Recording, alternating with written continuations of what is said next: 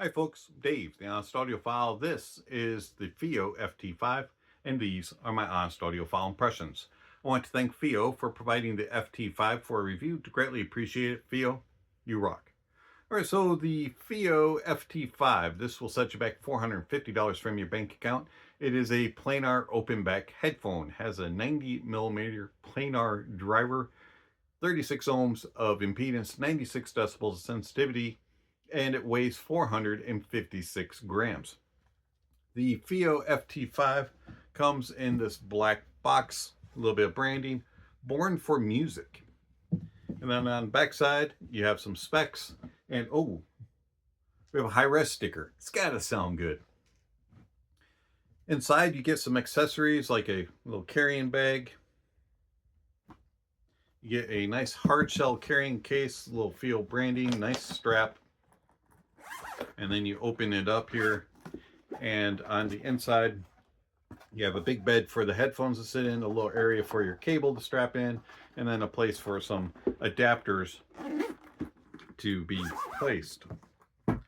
Speaking of those adapters, they come on this little carrying thing that velcros into the case, and on these you will get a extra termination for your cable, which is 3.5. It does connect with mini XLR.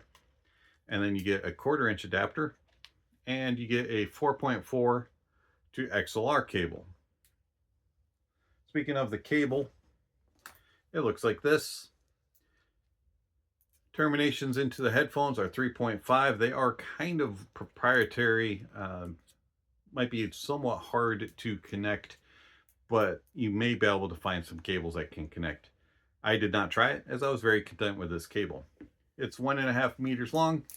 Fabric, it's better than the FT3 cable if you're familiar with that cable. It's not as stiff, and it's definitely not as long. To connect the other termination, you just unscrew and pull this off, line it up, as there's arrows and a groove that you have to get it together on, and then you just screw it back together. Overall, nice cable. And then you get some extra pads.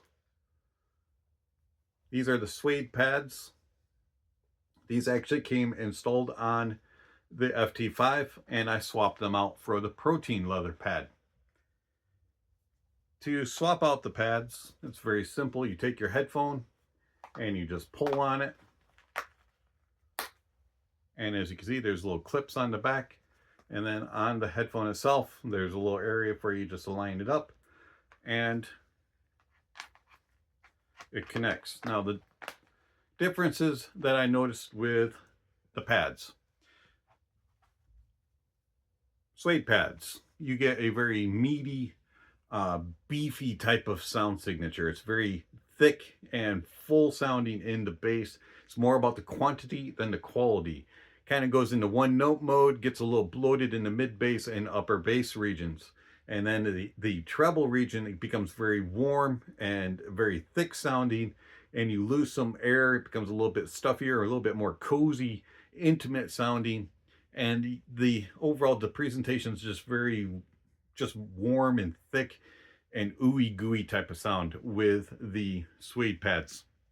With the protein leather pad, which is the pad I prefer, you get more extension in the sub bass and into the treble, and the mid bass upper bass presence is not as boisterous as it is with the suede pads. You get a little bit more sub bass extension, and the bass is more controlled, and you do not go into one note mode or being bloated. And then in the treble, it's more extended, more airy. You get some crispness, a little bit of the edge and bitiness, and overall just sounds more accurate. All right, so the FT5, very well built. It is an all metal build. You get spring metal for your headband, and then metal here for the yokes and the cups. The cups have this like turbine type of look to them, and a little bit of branding in the middle. Here on the backside, you have your terminations for your headphone cable. You have a suspension strap that's made of protein leather, and you get a little bit of wiggle and jiggle. Overall, very well built. They are a little bit hefty, 456 grams. If you're used to heavier planars from Hi-Fi-Man or Audiophile, this should not be a problem. Popping them on your head, and you'll find that the clamp force is very good. Almost perfect for me. I mean, it just has this right amount of tension for my head, and they don't go anywhere, and I feel like I can move my head around without them falling off.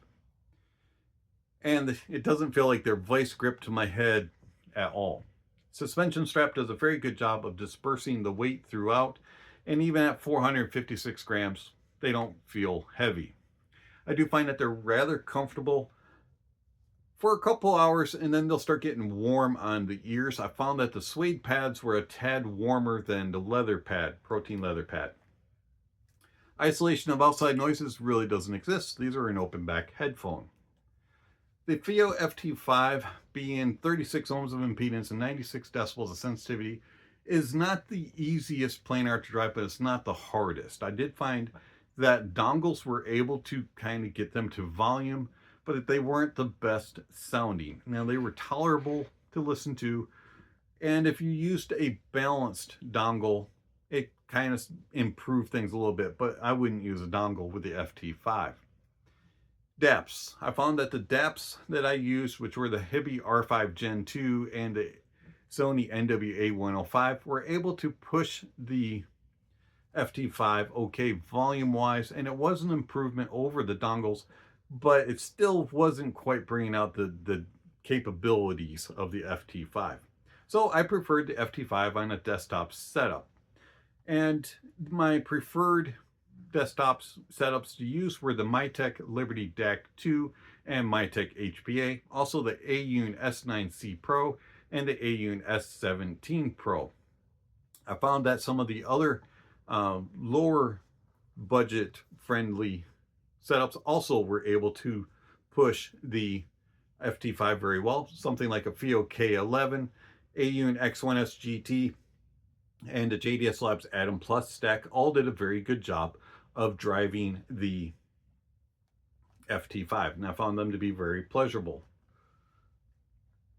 The Fiio FT5, how do they sound? So the Fiio FT5 has a very rich, full, natural presentation. The bass of the FT5 is meaty, it's punchy, it's got a very clear and rich presentation that is controlled when you use the protein leather pad. I found that the sub bass has a nice rumble and grumble. There's some to it. You get this nice texture in the sub bass and in the mid bass and in the upper bass, and you just kind of feel it, and it's it really does drive home. It has authority, it has some quantity to it, and overall the FT5 just will really keep you engaged and will really drive home the bass. There's very good quantity, but there's also good quality. I find that the details and resolution of the bass of the FT5 is very well done. When you're using the protein leather pads, they do not get one notish, they do not get bloated, but there is some nice body and some nice warmth and note weight to the mid bass and upper bass regions, but yet it still stays very well controlled. Overall tonality is very good as well, and it has a nice natural reproduction of instruments and vocalists. The mids of the FT5 are slightly warm, musical, they're very pleasant, and they're very clear and also controlled. I find that the mids have a very nice natural tone and timbre to them with good details and resolution. The mids stay very well controlled and very even and balanced. As you go through octaves with various instruments and vocalists, there's not any noticeable peaks or valleys. Everything just kind of flows evenly and smoothly and accurately. Overall, the FT5 has a very natural reproduction of vocals and instruments, and I'm very impressed by the natural reproduction of sound. They just have a very nice tonality to them, and instruments sound realistic. You can tell differences between instruments, and you can follow them through the melody. The treble of the FT5 is very pleasing. It has a nice, clear, crisp, distinct presentation. It doesn't get too crispy, too edgy, too bitey, so it doesn't get fatiguing, but it has enough there to keep it engaging. There's enough air and sparkle and energy without being forced and being too fatiguing at all. It has nice natural tone and timbre, and detail retrieval and resolution is nice. At times I did wish that there was just a little bit more of energy and sparkle, as it was just a little bit on the warm side, but for the most part the treble was very clean and clear, and it never went into fatigue mode. The soundstage of the FT5 is very natural, and it has a nice accurate reproduction of sizes of venues. Found if it's a small cozy venue, it did a very good job of representing that. If it's larger, more grand, it also did that, and anything in between. It did a very good job of portraying sizes. Also did a really good job with tracking and imaging and placement. Things moved across the stage very accurately. You could follow things from one side to the other, and you could place things as they entered and left the stage. Depth was very good. You could look into the stage very well, and it does a really good job with layering, and things stayed separated and isolated, and you could follow things through a track. Overall, I found that the placement was pretty precise. It was not pinpoint accurate, but you could definitely go, it's right in this area. It's right in here. And then you could go, that's in front, that is in behind, or they moved, they swapped. You could really track things across the stage very well. Detail retrieval is very good. I was rather surprised by the detail retrieval capabilities of the FT5. I never felt like I was missing something. And at times I had those moments of, well, wow, that kind of came out a little bit more than it usually does, or it's a little bit more distinct. Resolution was very good of the details that it provided, and I didn't have any issues with harshness or glary glassiness. It was just a very distinct, crisp, bitey, and edgy in its detailed presentation without being forced, glassy, glary, any of that sort. And then tone and timbre was very natural and accurate, especially for a planar. I was rather impressed by the way that it was able to reproduce instruments and vocalists with a natural sound signature. So overall, I like the Fiio FT5. It's very pleasing, very engaging, has a nice rich fullness to the sound, something that you don't always get in its presentation, in its price point. But how does it compare to a couple other headphones? First up, we have the Moondrop Para. Now, the full review of the Moondrop Para will be coming soon to the channel. The Moondrop Para is a different type of presentation, as it is a more analytical, cold-leaning type of headphone. It has a little bit more of a brighter signature, and it is a little bit thinner in its note weight, but it is a little bit better detailed. Resolution-wise, it is a little step back from the FT5. It does have moments of harshness, glassiness, and glariness. And then you have the ThieAudio Wraith. Now, the ThieAudio Wraith has a very similar presentation to the FT5, but there are a couple things that stood out. First thing was that the FT5, or that the Wraith is not as good with tone and timbre as the FT5. It has a little bit of a metallic timbre, the Wraith does, and then it's not as clear. Some of the bass and lower mids regions are a little bit more muddy, and it goes into one note mode a little bit more. And also the Wraith is not quite as resolving in its details. It is similarly detailed as the FT5 is. So the Fiio FT5, I'm rather impressed with it. It's Fiio's first attempt at a planar headphone. I think they knocked it out of the park. This thing is phenomenally built. It is very comfortable, and it has tons of accessories. But on top of that, it sounds really good, and it offers a presentation that you don't always get in this price point, which is a very rich, full, natural presentation that is well detailed and very good resolving. So yeah, I highly recommend the Fiio FT5. And if you're looking for a planar as a first planar, FT5 is a very good place to start. But if you're looking for something a little bit different to add to your collection, Fiio FT5 is another one to add because it just has that different presentation. So yeah, I really like the Fiio FT5 and